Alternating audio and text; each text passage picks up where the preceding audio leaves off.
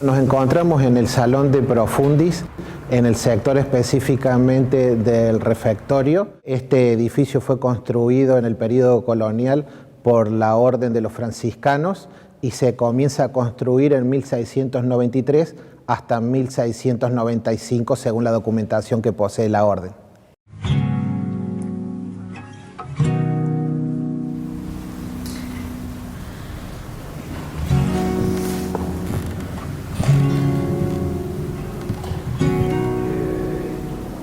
La función que tenían básicamente era un lugar de oración. Antes de pasar al comedor, que es la sala contigua, los frailes ingresaban al de Profundis, hacían una oración breve, se rezaba por las almas del purgatorio, se pedía perdón y se pasaba al comedor, que es el refectorio.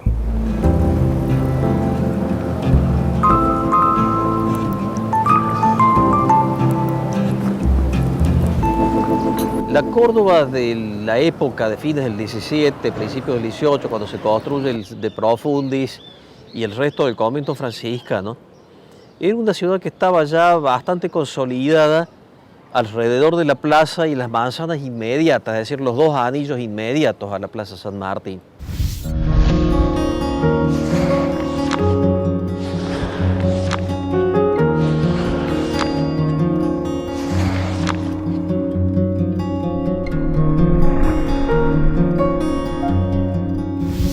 Con construcciones de un piso, pero muy altos esos pisos, tengan en cuenta que los techos podían tener hasta 5 o 6 metros de alto, y construcciones de 2 plantas, pero que eran las menos, y principalmente concentradas en el entorno de la catedral. Bueno, los frailes llegan a Córdoba en 1575 y vienen desde Lima, de Perú. Bajan por Tucumán, Santiago del Estero, y de Santiago pasan a Córdoba para fundar este convento, ¿no? La importancia de este edificio, que es uno de los más antiguos de la ciudad de Córdoba, y nos permiten ver este genio constructivo, ¿no? Cómo ha evolucionado el conocimiento del hombre en la generación de objetos y en la construcción. Es muy interesante con sus pinturas murales, con toda esa estructura de madera a la vista de la que habíamos hablado, porque esos techos, los artesanos mudéjares quedaban a la vista. Además de lo estructural, tienen toda una cuestión estética, una cuestión plástica, que es por demás atractiva.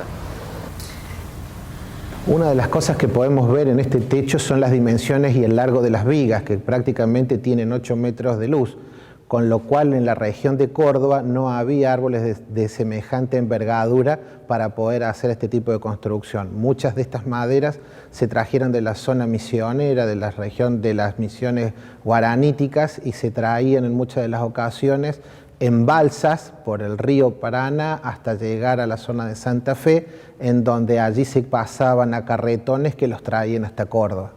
El conjunto era más grande, ¿no? Estaba el refectorio, que era el comedor, el salón de Profundis, y aledaños a estos edificios estaba lo que era la panadería, la cocina, la despensa, como todo un complejo de servicios, ¿no?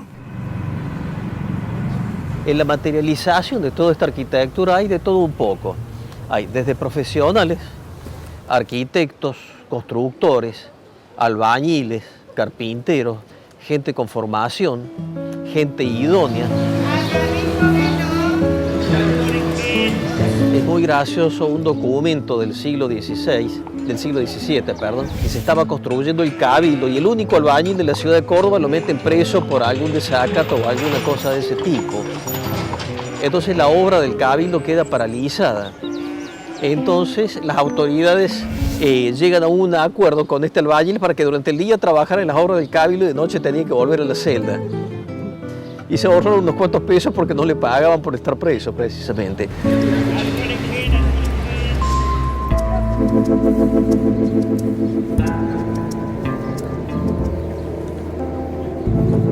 los arquitectos coloniales de las órdenes, hayan sido franciscanos, jesuitas, los que van a copiar son los modelos clásicos de construcción y principalmente el modelo romano, ¿sí? En donde se van a intercalar la construcción con piedra, bolas y ladrillos y la utilización de un mortero, en este caso que la provincia de Córdoba era muy rica, como la cal, o lo que conocemos como cal hidráulica, y a partir de eso comienzan a construir estos edificios que son muy parecidos a la forma de construcción de los solares romanos.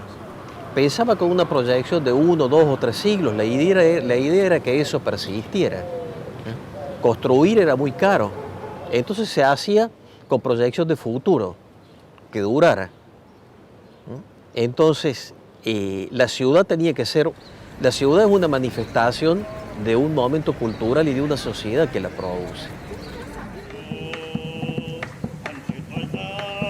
Hoy vengo a suplicarte, a rogar por el alma de mi amada. Y obviamente esa sociedad y esa cultura que produjo esta ciudad de Córdoba tenía unos valores y tenía unas aspiraciones de las cuales la ciudad fue la manifestación más clara.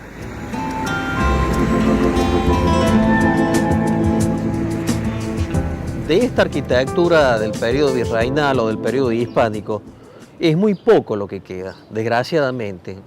Lo que es la arquitectura institucional, religiosa o civil, el cabildo, o los restos del Hospital San Roque, lo muy poco que está quedando del viejo Hospital San Roque, que es una tira de habitaciones nada más.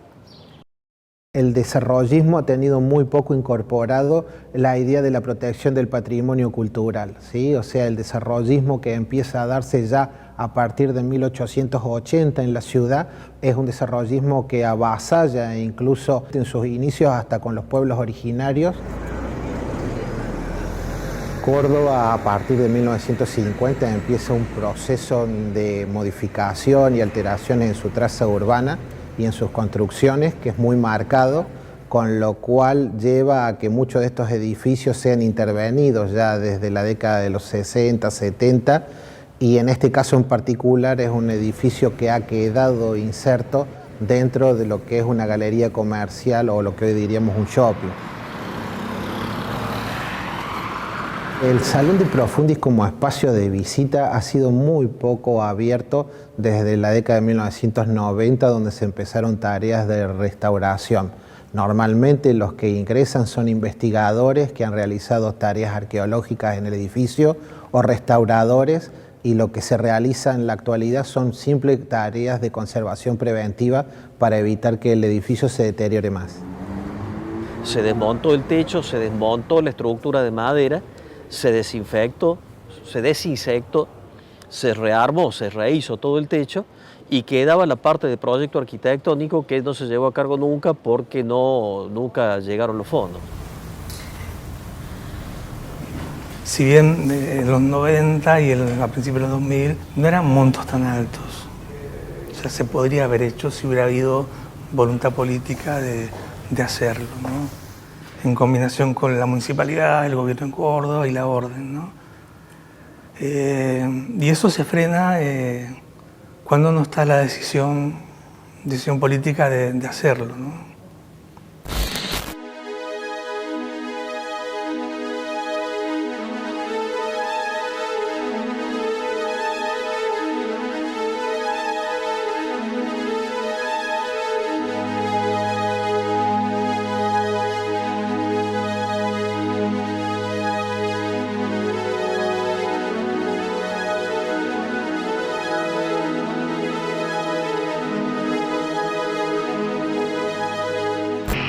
Hubo un convenio de 3 partes allí, hasta donde yo sé, que fue la orden franciscana, el propietario del terreno, ¿cierto?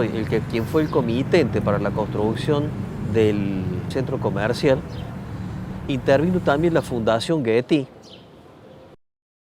y la Municipalidad de Córdoba. La Fundación Getty puso su parte, el propietario del centro comercial puso su parte, pero te repito, hasta donde yo sé, la municipalidad nunca aportó lo que le correspondía aportar, que era la parte final, que era la parte del proyecto de arquitectura y la habilitación como museo franciscano. No se puede proteger lo que no se conoce, ¿sí? No se puede amar lo que no se conoce. Entonces, que llegue al público, que sea conocido, que permitiría a un público diverso acercarse y conocer cómo eran estos retacitos que no quedan de la ciudad, de esta Córdoba colonial. Hay que ser muy riguroso cuando se hace la valoración de un edificio de interés patrimonial, cuál es la actividad que ese edificio permite albergar. No se puede meter cualquier actividad en cualquier edificio. Son edificios altamente vulnerables y una actividad que no sea respetuosa, que no esté correctamente ponderada, puede significar la sentencia de muerte de ese edificio. Principalmente, siempre digo que hay que orientarse a los estudiantes, ¿no? A los niños, que son los mayores multiplicadores del patrimonio cultural, ya que cuando regresan a su casa de la experiencia de conocer estos espacios, le cuentan a sus padres, a sus abuelos, y automáticamente multiplican el conocimiento por 4 o 5 personas. Esto es parte, o sería parte, de la manzana franciscana, y que incluye un circuito, un recorrido dentro del convento, que hay un claustro viejo también, y el templo. Entonces la idea sería concretar ese circuito entre el templo, el convento y el salón de profundis. No solamente hay que pensar este espacio como un lugar de exhibición de nuevas muestras o conciertos de música, sino que también por muy poca inversión se pueden realizar pasarelas que pueden visitar los alumnos y ver, o el público en general, o los turistas, y recorrerlo y poder ver cómo eran estas estructuras coloniales, o las áreas que se excavaron, o los materiales que se encontraron, porque en las excavaciones arqueológicas que se realizaron en este lugar apareció gran cantidad de material arqueológico, como por ejemplo en una de las excavaciones que hizo la universidad se encontraron espinas de pescados, y en esas espinas, una vez que las analizaron, descubrieron que pertenecían al río Dulce o Salado en la zona de Santiago del Estero, con lo cual debía ser pescado que se traía para el periodo de Semana Santa, pescado salado. La importancia del de Profundis, además de ser uno de los pocos edificios o construcciones del siglo XVII que están quedando en pie en Córdoba, es muy interesante por todos los aspectos tecnológicos.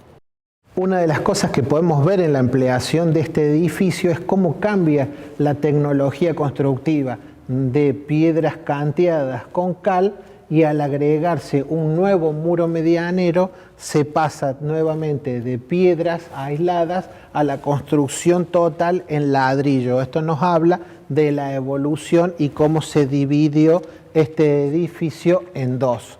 Así también nos permite ver cómo era la altura en la cual se cambió del piso desde el nivel que nos encontramos en la actualidad a una estructura de madera flotante con piso de pinotea que se colocó 1,50 m por arriba del piso actual. La ciudad de Córdoba hoy está 1 metro, 1,20 m, 2 metros por encima del nivel de piso de la ciudad original. Y ahí abajo hay toda una serie de testimonios que son fundamentales para entender el proceso evolutivo de la ciudad. En realidad todavía estos edificios permiten descubrir y seguir trabajando de cómo era esta Córdoba colonial. Entonces, por ejemplo, podemos observar aquí, todavía en el suelo del salón de Profundis, fragmentos de cerámica o de huesos que eran del edificio, o también elementos mucho más modernos, como por ejemplo podemos ver aquí un fragmento de vidrio. Estos patrimonios han quedado todavía en el espacio y esperan seguir siendo estudiados a medida que se le vaya dando utilidad a este espacio. Hay una impronta general en la Fundación de Córdoba, una impronta de características culturales de los fundadores y del patrón cultural de Córdoba, de la matriz cultural de Córdoba, que no tiene igual, al menos en la Argentina y no sé en los otros lugares de América.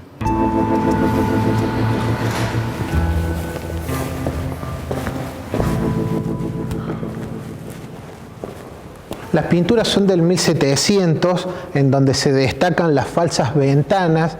Por la altura que tenía el edificio no tenía una ventilación directa, entonces se realizaron estos dibujos decorativos, que era algo muy común de la época, para rememorar lo que eran las ventanas hacia el exterior. Hay que pensar que los frailes estaban dentro de un claustro, ¿sí? O sea que vivían enclaustrados y no podían tener contacto con la gente que les servía, en este caso a los esclavizados, a los esclavos negros que servían dentro del convento. Y muchas de estas pinturas se han salvado porque al cambiar el nivel del piso, lo que permitió fue que se colocara sillería de madera contra las paredes, y esas sillerías taparon, esos módulos de madera taparon las pinturas. Al retirarlos por cambiar el uso del espacio, aparecieron estas pinturas por detrás, en donde se destaca esta oración principal por sobre el marco de la puerta, donde hace hincapié a una oración al noble San Francisco de Asís.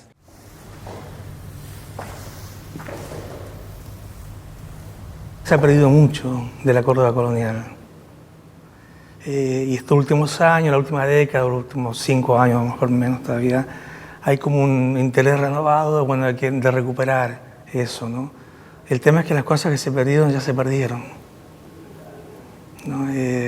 Entonces, bueno, la idea será lo que quedó, poder potenciarlo, ¿no? Es la ciudad que hicimos a lo largo de 300 años. Y la ciudad, como todo producto cultural, es una manifestación de lo que era la sociedad que la producía. Si tenemos una gran arquitectura, con un gran vuelo en el campo de diseño, en el campo de lo creativo, es porque esa sociedad la tenía.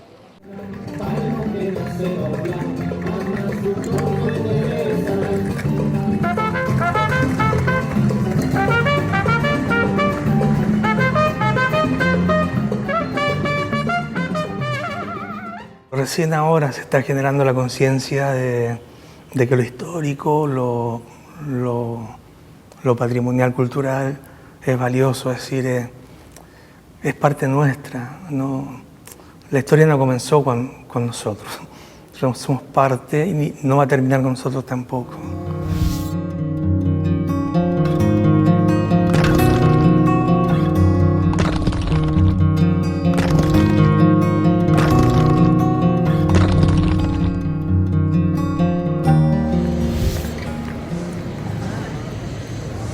Lo que no pudo lograr la protección del patrimonio cultural en los últimos 20 años, lo ha logrado lamentablemente este efecto de la pandemia, ¿no?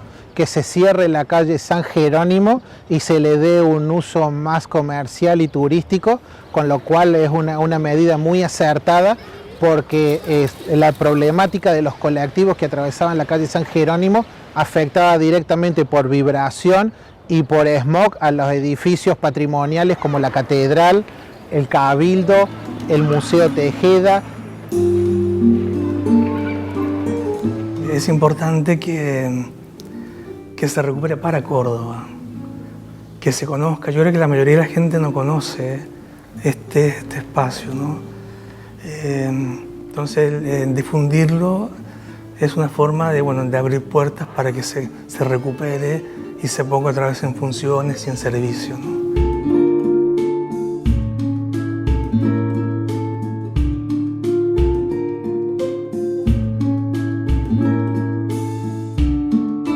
Pero es necesario insistir sobre ese patrimonio y sus valores para que a la gente se le haga carne, y lo cuide y se transformen en cuidadores de ese patrimonio, porque desde el momento que se le hagan carne, que la gente lo internalice como propio, ellos van a ser, la propia gente va a ser la cuidadora del patrimonio.